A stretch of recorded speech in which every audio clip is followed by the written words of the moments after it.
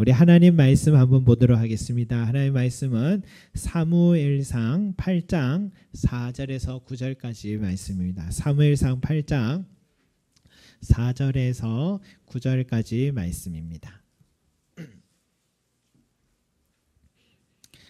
다 찾으신 줄 알고 우리 한 목소리로 함께 올려드리겠습니다. 사무엘상 8장 4절에서 9절 시작.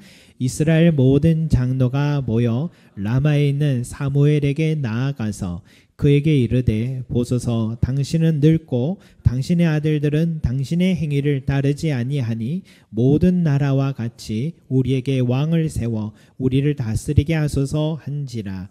우리에게 왕을 주어 우리를 다스리게 하라 했을 때에 사무엘이 그것을 기뻐하지 아니하여 여호와께 기도하며 여호와께서 사무엘에게 이르시되 백성이 내게 한 말을 다 들으라. 이는 그들이 너를 버림이 아니요 나를 버려 자기들의 왕이 되지 못하게 함이니라. 내가 그들을 애굽에서 인도하여 낸 날부터 오늘까지 그들이 모든 행사로 나를 버리고 다른 신들을 섬김같이 내게도 그리하는도다. 그러므로 그들의 말을 듣되 너는 그들에게 엄히 경고하고 그들을 다스릴 왕의 제도를 가르치라. 아멘. 여러분, 이제 사무엘 선지자가 엘리 제사장을 이어서 이제 이스라엘을 다스리고 있었습니다. 그렇게 잘 다스리고 있을 때에는 이스라엘은 매우 평화로웠습니다. 그 비결이 뭐냐? 여호와만 섬겼다라는 사실입니다. 여러분, 사무엘이 다스리던 때까지만 해도 이스라엘 백성들 안에도요 여전히 바알 신과 아스타롯 신을 섬기고 있었습니다. 그래서 블레셋의 공격이 끊이지 않았습니다. 그래서 사무엘은 이스라엘 백성을 향해 이렇게 외칩니다. 너희가 더 이상 블레셋의 공격을 벗어나기를 원한다면 바알 신과 아스타롯 신을 너희 마음 가운데서 제거하고 너희 마음을 여호와께로 향하여 그만을 섬기라 라고 외쳤습니다. 사무엘상 7장 3절에 있는 말씀이에요. 여러분, 너희 마음 가운데 이런 모든 우상을 다 제거하고 너희 마음을 여호와께로만 향하여 그만을 섬기라.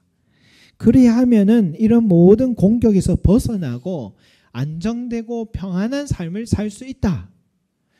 얼마나 쉽고 얼마나 단순한 그런 명령입니까, 여러분?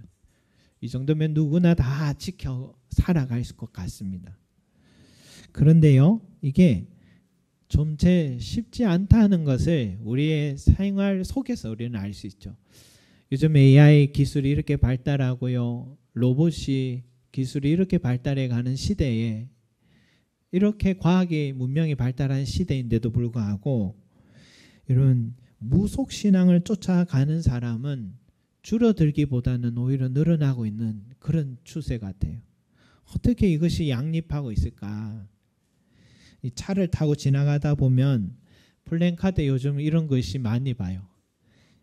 갓 신내린 애기 동자, 갓 신내린 누구 이런 표현들을 많이 봅니다, 여러분. 저는 그걸 보면서 저 세계도 유통기한이 있구나 그런 생각이 들었는데, 여러분, 우리 기독교는요 유통기한이 없습니다. 우리는 성경에 이런 말씀이에요. 겉사람은 후패하나 우리 속사람은 날로 새롭도다. 그렇게 말씀하시니까 우리는 세월이 흐르면 흐를수록 더 우리 영성은 발전하는데 이 무속신앙은 갓 신내려야지 그때만 지금 발전한 상태인 것 같아요. 유통기한 있는 것 같습니다. 타이밍이 정확했습니다. 요즘 또 연예인들 가운데요, 무속인으로 전환해 다시 방송에 나오는 사람들이 늘어나고 있어요. 연예인들의 영향이 얼마나 큽니까? 계속 연예인들이 인기가 없어서 그런지 다시 무속인으로 전환해서 다시 TV에 나오는 거죠. 이건 또 한편으로는 무속인을 찾는 사람들이 그만큼 많다라는 뜻입니다. 정치권도 마찬가지예요. 신천지와 통일교까지 검은 손이 그렇게 뻗어 있어요. 정치권 속에. 놀라울 정도입니다. 한국 사회를 통째로 뒤흔들고 있는데도 이 몇몇 정치인들은 정권만 잡으면 그만이다 생각합니다. 이 나라가 너무 많은 사람들이요, 복을 달라며 바알과 아스타롯 신을 지금 부르고 있는 것이 오늘 우리의 현재 모습이니까 이게 제거한다는 게 쉬운 일이 아니에요. 여러분, 분별력을 가져야 합니다. 우리 그리스도인들은 눈을 크게 떠야 합니다. 할 수만 있으면 눈을 크게 떠야 합니다. 어느 사회나 건강하게 성장하려면 보수와 진보가 함께 잘 공존해 줘야 되죠. 균형을 이루어야 되죠. 그런데요, 지켜야 할 보수의 가치 이게 있고요. 이것을 잘 지켜야 합니다. 그런데 동시에 이단과 야합한 정치 집단은 명확하게 구분을 해야 합니다. 우리는 기독교의 정신을 가지고요, 결혼의 문제, 또한 동성의 문제, 낙태의 문제는 성경적 창조의 질서로서 분명한 관점을 가져야 돼요. 그런데 이단의 우상의 문제들은 너무 소홀하게 생각합니다. 너무 가볍게 생각합니다. 성경에서는요, 이것을 더 중요하게 생각해요. 하나님을 떠나서 지금 이단 우상을 섬기는 것을 더 심각한 문제로 지금 말하고 있는데, 근데 몇몇 교회들이, 그것도 한국을 이끈다는 대형 교회들이요, 이걸 지금 분별하지 못하는 안타까운 상황이 지금 한국교회 상황입니다. 여러분. 지금 1, 2 제사장의 눈이 어둡고 비대해서 망했다 했는데 지금 우리 한국교회 실정이 지금 이런 실정이에요. 그래서 사무엘은요, 바알과 아스타롯을 우리 마음 가운데서 제거하라. 우리 마음을 여호와께로 향하여 그만을 섬기라라고 말을 하는 겁니다. 왜 그러냐? 각 나라마다 먹고 사는 문제가 어려워지면요, 지금 추세가 자국 중심으로 가고 있잖아요. 이게 과열 현상이 나다 보면은 이제는 전쟁이 나는 거잖아요. 1차, 2차 세계대전 한가운데는요, 먹고 사는 문제에서 시작합니다. 그래서 지금도 자칫 3차 대전이 유럽에서 시작될 것 같다라고 전문가들은 다 우려를 하는데, 우리는 아시아에 있으니까 괜찮겠지 하지만 남의 일이 아니죠. 그 사람들도 남의 일이라 생각했는데 전쟁 중에 있는 사람들이 지금 언제 이 전쟁이 끝날까 지금 고민하는 상황에 빠져 있잖아요. 여러분, 이런 복잡한 국제 정세 외세 위협에서 우리가 잘 헤쳐나갈 해법은 뭐냐? 지도자의 지혜도 필요하고 외교 대사관들의 능력도 필요하겠지만 더 중요한 것은 바알과 아스타롯을 우리 마음에서 제거하고 우리 마음을 여호와께로 향하여 그만을 섬기는 것, 여기서 시작되는 것을 믿으시기 바랍니다. 그 중요한 모델이 바로 미스바 회개운동이었습니다. 이스라엘은요, 베냐민 지파의 성소인 미스바에 지금 다 모였어요. 그곳에서 회개운동이 시작되는데 백성들이 사무엘과 함께 종일 금식하면서 우리가 여호와께 범죄하였나이다, 우리가 여호와께 범죄하였나이다 부르짖으면서 회개의 기도를 드리고 있습니다. 여러분, 회개 기도한다고 갑자기 세상이 바뀝니까? 지금 블레셋이 가만히 있지 않아요. 지금 이스라엘 사람들이 미스바에 모였다 하니까 이거는 한 방에 우리가 제압할 수 있는 좋은 절호의 기회다 생각하고 이제 쳐들어 올라오고 있습니다. 회개 기도하러 지금 기도원에 모였는데 무기가 있었겠습니까? 백성들이 두려워 떨면서 사무엘에게 하나님께 대신 기도해달라고 부탁을 합니다. 그때 사무엘이 전쟁이 지금 코앞인데 그가 한 일은 어린 양을 데려와 하나님께 번제를 올려드렸습니다. 이스라엘 위에 부르짖을 때 하나님께서요, 가까이 눈 코앞까지 달려오는 블레셋 사람들에게 큰 울의 소리를 쳐서 그들을 어지럽게 하고 이스라엘 백성들이 쫓아가서 블레셋 사람들을 치고 대승을 거두는 역사가 있었습니다. 그때 사무엘이 그곳에서 돌을 세우며 이렇게 얘기하죠. 여호와께서 여기까지 우리를 도우셨다라는 뜻으로 뭐라고요? 에베네셀, 역시 공부를 하신 것 같습니다. 에베네셀이라는 그 말을 이름을 짓게 된 것이 여호와께서 여기까지 우리를 도우셨다. 그 후로 이스라엘의 평화가 찾아왔는데요. 우리 7장 13절을 한번 같이 읽어보겠습니다. 7장 13절 시작. 이에 블레셋 사람들이 굴복하여 다시는 이스라엘 지역 안에 들어오지 못하였으며 여호와의 손이 사무엘이 사는 날 동안에 블레셋 사람을 막으시매. 아멘. 사무엘이 사는 동안 다시는 블레셋이 들어오지 못했고 여호와께서 그들을 직접 막아주셨다라고 말씀했습니다. 여러분, 나와 하나님과의 관계가 잘 회복되는 것은 내 인생에 샬롬에 임하는 것과 무관하지 않습니다. 이 민족이 하나님과의 관계를 잘 맺고 돌아오는 것은 이 민족의 샬롬과 무관하지 않습니다. 결국은 우리 인생은요, 이 나라는 누가 지켜주시냐? 하나님께서 지켜주셔야만 안전한 겁니다. 하나님께 지켜주셔야 형통합니다. 이렇게 여러분 사무엘이 다스리는 동안 이스라엘은 태평시대를 열게 됐는데 하나님께서 그들의 삶에 은혜를 베푸셔서 이제는 부족함도 없었고 외세의 공격도 막아주셔서 그들의 삶이 안전했다. 성도 여러분, 내 마음이요 허무함이 찾아오고요, 내 생활이 정돈이 되지 않고 어지러워지고요, 고난이 찾아와서 어디서부터 이 문제를 해결될지 모를 때에, 그럴 때가 누구에게나 다 있잖아요. 그런 때에 여러분, 우리가 꼭 점검해야 될 것은 나와 하나님과의 관계가 지금 어디에 있는가, 올바로 잘 맺어가고 있는가, 내가 은혜 가운데 항상 있으라 했는데 은혜 가운데 있는가, 항상 점검해 보시기 바랍니다. 여호와 하나님께로 내 마음을 돌이키시기 바랍니다. 그게 회개입니다. 내 마음에 바알과 아스타로스는 없는지 살피고 있다면 과감하게 끊어내고 하나님만 섬기는 것, 그게 참된 회개입니다. 그러면 하나님께서 내 삶에 샬롬의 은혜를 베풀어 주실 것입니다. 하나님의 손이 내 삶을 막아주시고 다시는 그런 고난이 일어나지 않도록 지켜주신다 약속하셨습니다. 그런데 여러분, 오늘 읽은 말씀에 이 뜻밖의 소리가 나오고 있어요. 이스라엘 장로들이요 모두 모여 라마에 있는 사무엘을 찾아가서 이렇게 말합니다. 우리에게 왕을 세워 우리를 다스리게 하소서. 우리에게 왕을 세워 우리를 다스리게 하소서.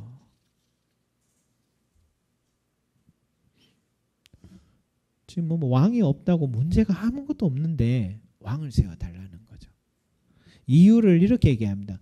이제 사무엘 선지자 당신은 늙었고 당신의 아들들이 당신의 행위를 따르지 않기 때문입니다. 이게 이유예요. 걱정하면 걱정이 되잖아요. 사무엘이 늙어가고 있는 것 사실이고 이제 자식들에게 사사직을 넘겨서 자식들이 민생과 국가의 문제를 판결하고 결정하는 중요한 위치에 있는데 뇌물을 받고 판결을 굳게 하는 죄를 범했기 때문입니다. 문제죠. 이것이 왜 죄냐? 하나님은요, 뇌물은 사람의 눈을 어둡게 한다라고 분명히 말씀했기 때문입니다. 하나님은 정의를 외치십니다. 공의롭게 재판하게 원하십니다. 더 이상 사사 제도로는 이 나라를 제대로 세울 수 없고 외세의 공격을 막을 수 없으니 이제는 군주제인 왕을 세워달라고 사무엘에게 요구하고 있는 것입니다. 그런데 여러분, 우리가 이 부분을 한번 짚어봐야 될 것은 왜 이스라엘 장로들이 왕을 요구했는가라는 겁니다. 왕이 필요한 이유를 사무엘이 늙었고 아들이 뇌물을 받고 부정한 판결을 냈기 때문이라고 하는데 그게 정말 이 사람들이 이 나라의 왕을 세워야 한다는 이유일까? 그들이 말하는 왕은 블레셋을 비롯한 주변 나라의 왕들을 말하는데 주변 나라 왕을 세워서 지금 이스라엘보다 그들이 더 평안하거나 풍족하게 살아가고 있는가? 한번 살펴봐야죠. 그리고요, 사무엘이 다스리는 동안 지금까지 이스라엘은 어떤 나라였느냐라는 것입니다, 여러분. 여러분, 사무엘 선지자가 다스린다라는 것은 이스라엘이 율법대로 나라가 세워졌다는 거거든요. 지금까지 이스라엘은 하나님 뜻대로 세워져서 가장 평안하고 평등한 사회를 누리고 있었습니다. 왜냐? 가나안 땅에 그래도 하나님의 법이 무슨 법이냐면은 모든 땅은 국가의 소유도 아니고 개인의 소유도 아니라 모든 땅은 하나님의 것이다 라는 것이 율법의 정신이에요. 그래서요, 이 땅의 주인은 하나님 한 분밖에 없습니다. 그리고 하나님이 모든 지파별로 또 지파에서 가정별로 땅을 다 분배를 해주셨습니다. 그러니까 이 땅은 원칙이 절대 누구에게 팔거나 사면 안 됩니다. 왜? 하나님의 것이니까. 여러분, 땅을 사고 파는 그 순간부터 빈부격차가 시작된 역사잖아요. 그래서 하나님께서 통치하실 때 이 이스라엘 땅에는 가난한 사람이 나올 수가 없었습니다. 모두에게 공평하게 다 땅이 있었으니 배가 고프면 내가 땀 흘린 소산을 먹고 누릴 수 있었기 때문입니다. 그러면 국가의 안보에는 문제가 있었느냐? 여호와의 손이 사무엘이 사는 날 동안 블레셋 사람을 막으심에라고 했으니까 가장 안전한 나라였습니다. 그런데 왜 왕을 세워달라고 지금 요구하느냐? 사무엘이 늙어서? 성경을 보면 사무엘이 언제 죽었습니까? 사울 왕이 죽기 바로 직전에 사무엘이 죽었다라는 걸 알 수가 있잖아요. 그러면 사울 왕이 된 이후에 왕이 되고 40년 통치했는데 이후로도 사무엘은 한 30년은 더 살았다는 뜻이거든요. 그러니까 늙은 게 지금 문제가 안 되는 거죠. 아들들이 부정했던 것이 문제였다면요, 사무엘 자신도 엘리 제사장의 아들로 세습된 게 아니라 세습된 자기의 권력이 아니잖아요. 그러니까 언제든지 아들도 폐위시키고 더 선한 지도자 세울 수가 있었습니다.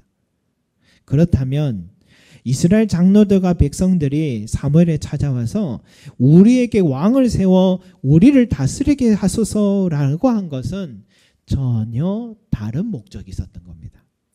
그게 바로 뭐냐? 오늘 우리가 읽었던 말씀 7절, 8장 7절 말씀 같이 한번 읽어보겠습니다. 시작. 여호와께서 사무엘에게 이르시되 백성이 내게 한 말을 다 들으라. 이는 그들이 너를 버림이 아니요 나를 버려 자기들의 왕이 되지 못하게 함이니라. 아멘.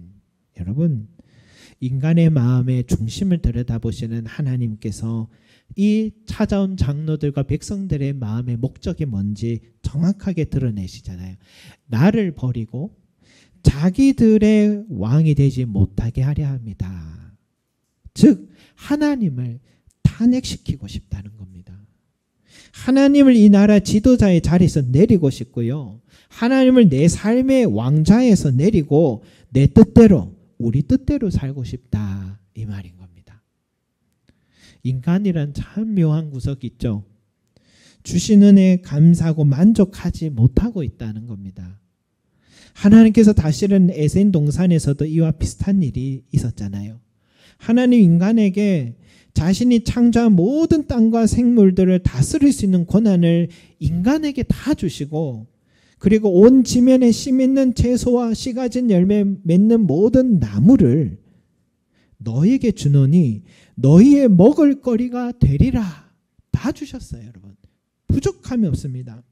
요즘처럼 채소값, 과일값이 이렇게 비싼 때에, 명절이 되면 과일이 더 비싸잖아요.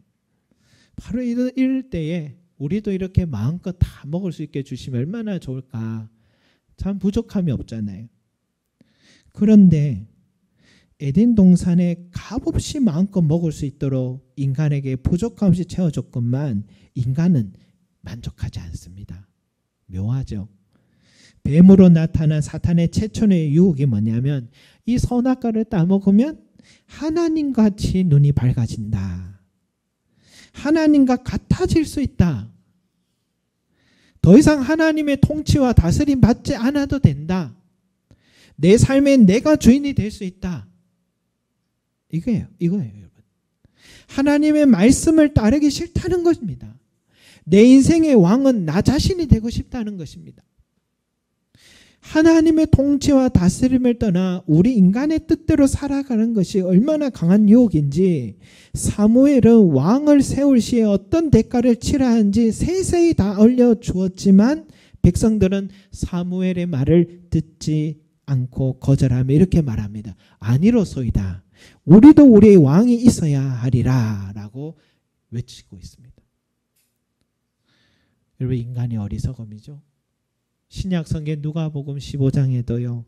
한 아버지의 두 아들이 있는데 둘째 아들이 아버지 재산 중에 내게 돌아올 분깃을 내게 주십시오. 한 신학자가 이 부분에 대해서 이렇게 말합니다. 아버지가 받았을 상처를 그는 더 묵상합니다. 왜냐? 그 당시에도 아버지가 죽을 때에 재산의 분깃을 나눠주는 게 관습인데 지금 당장 내 분깃을 달라, 살아계신 네 아버지 앞에서 이렇게 분깃을 달라라는 것은 정말 배은망덕한 태도이기 때문에 구약 성경법에 따른다면 이런 자는 공개 처형해도 되는 자식이라고 했습니다. 하지만 아버지는요, 아무 말 없이 각각 재산을 다 나눠줬다 합니다. 며칠 후에 둘째 아들은 먼 나라에 갔고요.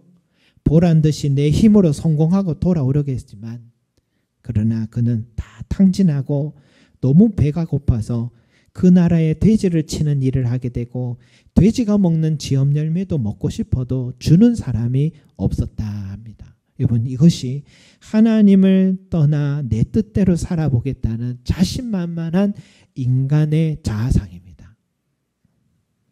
여러분, 이 본문은요, 지금 국가 제도의 문제를 말하는 게 아니죠. 사무엘 시대 사사 제도도 한계가 있습니다.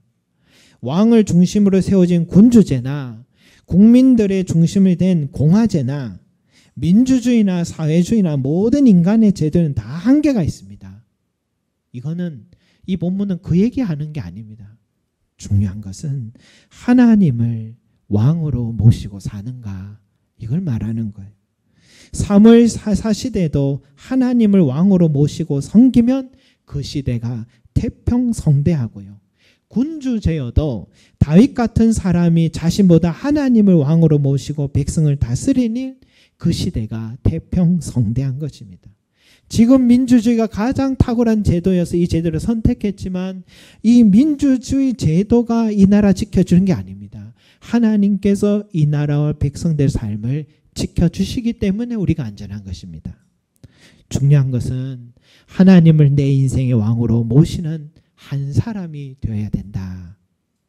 하나님을 내 인생의 주인으로 왕으로 모신 사무엘 한 사람이 지도자로 서니까 그 타락한 이스라엘 백성 민족이 미스바에서 회개하는 역사가 일어났습니다.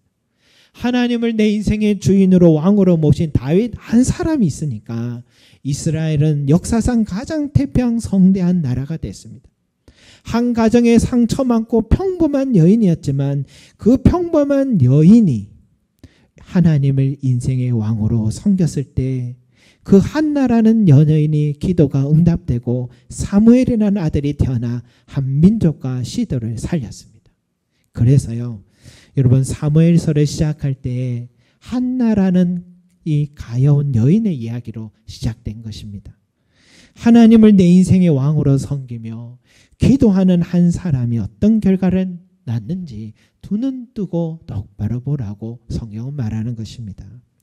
사랑하는 성도 여러분, 한 번도 교회를 떠나지 않아도요, 그의 마음속 깊은 곳에 내가 내 인생을 주인으로 삼고 살 수도 있고 긴 방황 끝에 돌아와 뒤늦게 신앙생활 시작했지만 내 인생의 주인은 하나님을 모시고 살 수가 있습니다.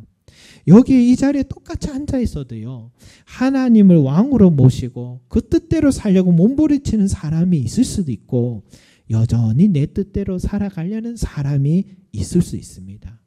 기도합니다. 여기 계신 모든 성도들은요, 사무엘과 같이 다윗과 같이 내 인생의 참된 주인이시고 참된 왕이신 여호와 하나님만을 섬기는 자가 되시고 그분의 뜻을 듣고 배운 바대로 살려고 몸부림치는 자들이 되시기를 소망합니다. 그래서 하나님의 통치와 다스림이, 하나님의 은혜와 도우심이 저와 여러분의 삶 가운데 넘쳐나시기를 간절히 기도드립니다. 아멘. 기도하겠습니다. 사랑과 은혜가 풍성하신 우리 아버지 하나님, 우리에게 왕을 세워 주십시오. 당신은 늙었고 당신의 자식들은 당신을 따르지 않고 있습니다. 문제 제기했지만 하나님께서는 우리의 마음 중심을 아시기에 그들이 하나님을 거부하고 자신의 삶을 자기들이 이끌어가려고 하는 바로 그 타락된 마음에서 시작된 것임을 정확하게 말씀하셨습니다. 하나님 없는 삶이 어떤 삶인지 성경 우리에게 말해줍니다.